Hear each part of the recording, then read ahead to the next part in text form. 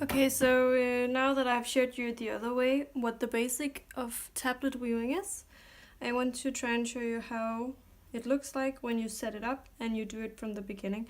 So these are the 3 yarns that I'm going to use. I would say these 2 are pretty good for it, but this one is kind of on the edge of being too thin. I tried doing the same pattern with this yarn, but 1/3 of the way through the process, this broke, which was really bitter. So after doing this amount of tablet weaving, you can see it ended tragically here where the gray yarn broke. So I'm going to do some strands that are going to be about an arm's reach, 1 arm's reach in length. That will be enough for the project that I'm making. So just you can see in the pattern, as I showed you before, these correlates to the number of threads you need. I just do 1 tablet at a time. That makes it a lot more doable. Just see, this is 1 tablet, this is 1 tablet, this is 1 tablet. So just take it 1 tablet at a time, the 4 threads. And you can calculate in your head yourself what 4 times 11 is. So that's the total amount of threads you're going to need. Okay, so now that I have cut all the strings, I have them laid out here in the right order, and I have counted out 8 of the tablets here, and I'm just gonna put them in here. This makes it much easier. I want to say that there's probably someone out there who has an easier method. I've only been doing this for half a year, but this is what I have found out so far from my experiences. So if you have a better method, please let me know. But otherwise, this works pretty well if you're an amateur like myself.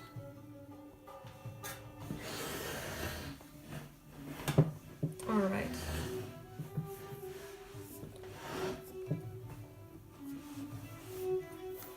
Okay, so I really hope this one keeps in frame, but I just usually do it from right to left. So you see it's just very simple because they all have the solid color, but you have to be wary of from what side the yarn has to come. So this one points in this direction, so it will of course go in from the back. I think I've said this a couple of times now in the other video as well.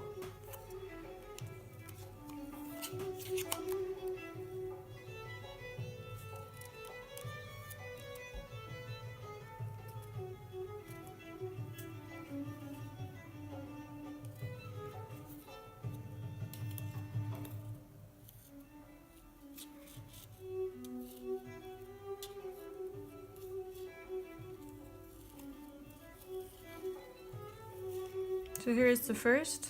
Just make sure the ends are all the same length. And so you want to take the clip, just so you can be sure that you put it away securely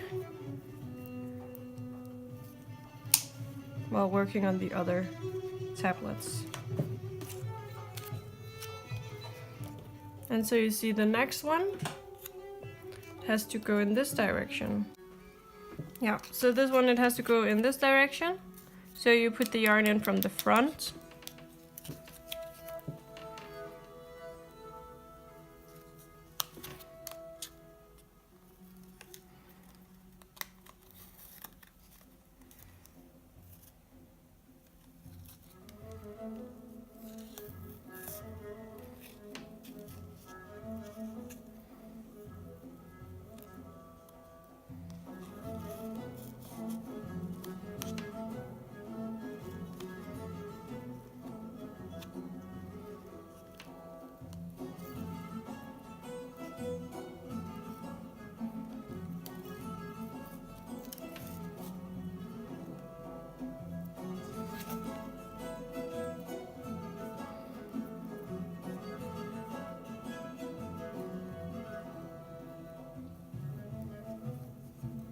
So here it is, and you can see if you turn it the right way, it will automatically go in this direction.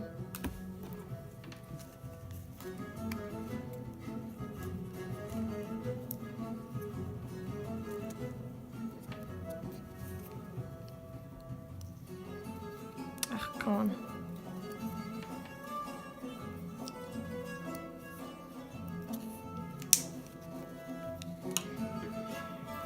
Okay, now this one now is where the pattern begins. So you can see A and B has to be the red, and it goes in this direction where the yarn comes from the back. So it just goes in these holes, but from the back.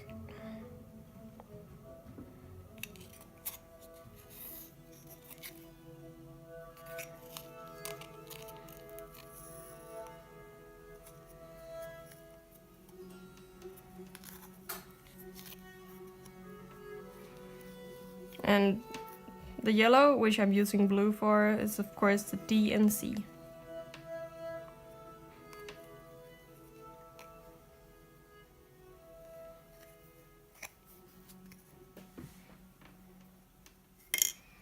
So I hope you get it now. I'm not gonna show the whole process of putting them all in because it takes forever. But basically just go one card at a time and make sure they're the same length and fasten it in the clip here together as you go along, and try to keep the cards quite neatly next to each other in the same order. That makes it much easier. So here are the 3 done, and I still have 8 to go. Hello again. So you can see now I have filled them all out according to the pattern, and it's very important that you have, of course, them all in the same order with the letters. So now I will just take a pin. So yeah, I'm just going to take a safety pin like this and put it in between all the letters of the A.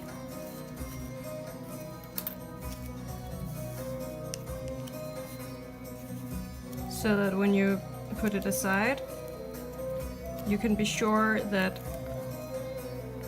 it stays in the same place. Come on. There's always a lot of yarn everywhere, and you have to be sure that it doesn't get all over the place and gets all tangled. So I would say use slow movements so you have full control to avoid any frustrations and pulling out of hair and such. So I like to pull down the yarn, so when I put this through, it will not go through it, because if it goes through it, you won't be able to move the cards back and forth when you smooth out the yarn. So here. Now you see you can move them back and forth like this.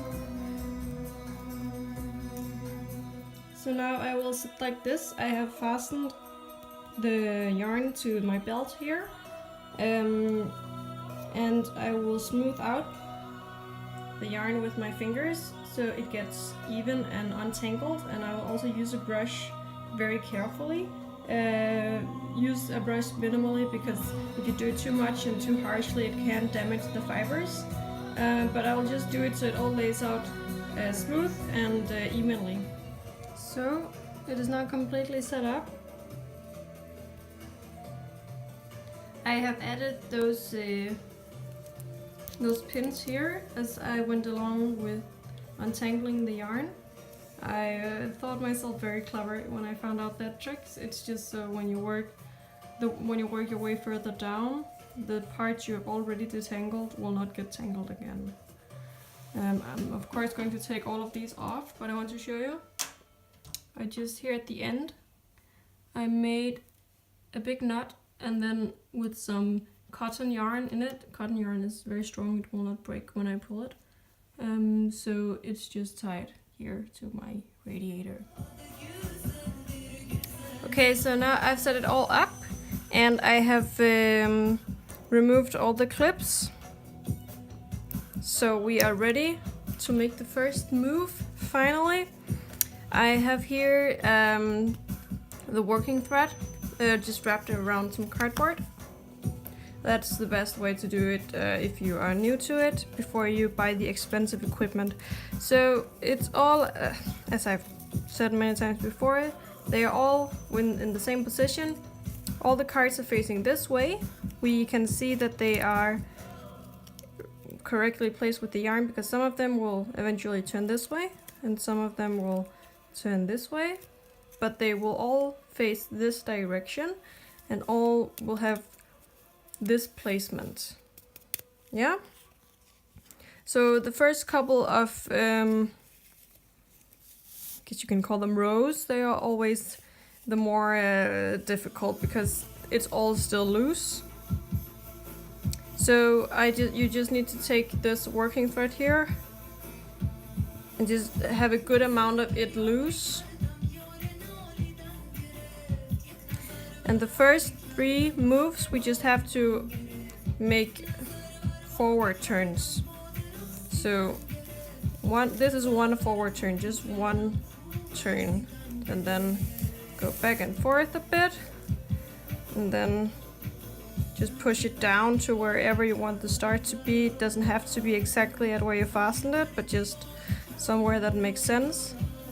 And now through here again, you can see there will automatically be a hole, and you pull it through and leave around like this much. Don't pull it all the way through, and then again make a forward turn. Oh, and they're a bit tangled already. This happens so quickly. What's going on here? Okay, now I'm just in the middle of doing the second forward turn. So I've already pulled through and pulled forward, and I'm just pulling these a bit back, and then I can't really see it that well. Well, I'm basically just pushing the thread down and then pulling the rest through. It's gonna look messy in the beginning. And then through again, and leave the thread here. And the last forward turn in this round. So a bit back to make to create the hole here. Oh, there's so much innuendo in this video. And pull down, push down, and pull through. And now the pattern that I'm working from says that you have to make 3 backwards turns, and you just repeat this. But these, of course, they go forward again because they are constant in their color. So in order for them to be more constant in their texture as well, they should just go the same direction as much as possible. At some point they will become too twisted to be able to keep going forward, so you just go backwards then, but as much as possible just go the same direction. If you change the direction as much as you change the different colored cards, it will become very wobbly and it won't look very good.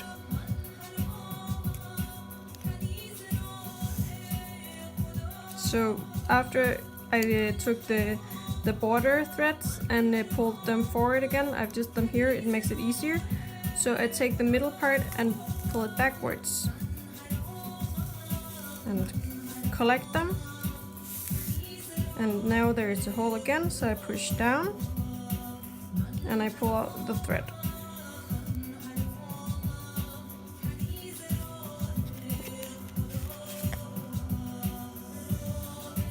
And I just do the same again 2 times. Oh wait, that's wrong. This way. Alright, and back.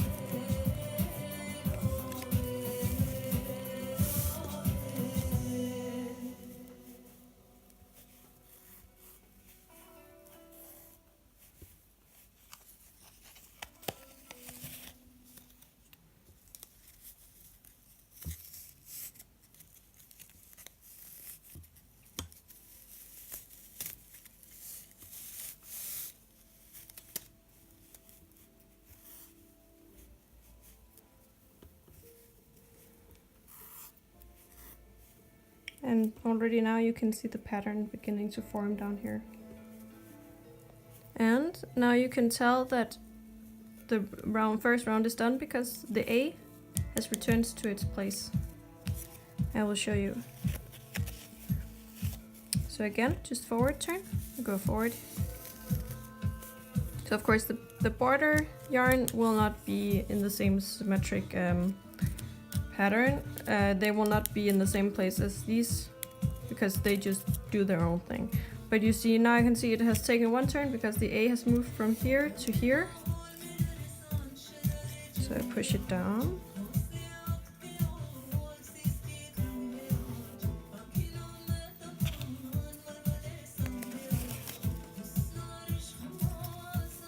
Do another forward turn. And now you can see, because the A has moved to here, it has done 2 turns.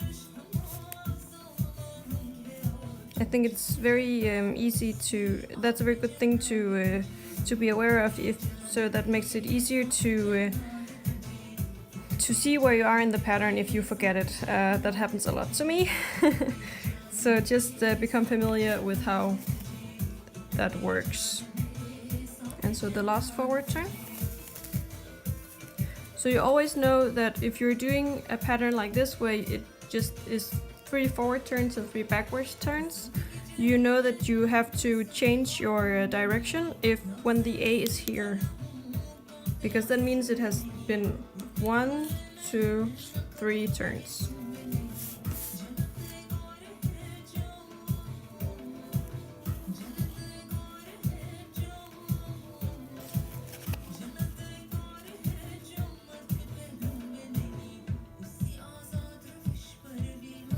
So now we'll do the backward turns again. No wait, oh my god. So you see, even me, I make mistakes when I'm not thinking.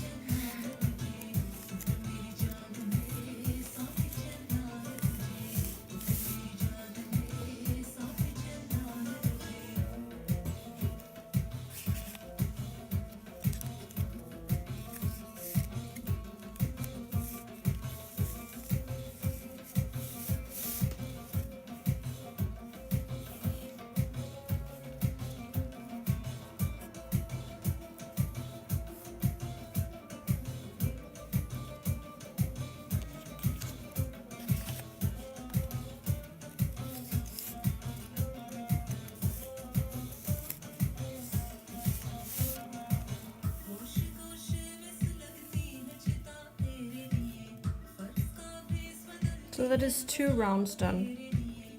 You can see the diamond pattern. I'm just gonna continue doing this a bit. Okay, so now a really good moment has come. I have done enough of the band here to be able to finally let it go from these loose strands. And I can finally fasten it to the band itself. I usually fold it like this, so it doesn't go too much to the one side.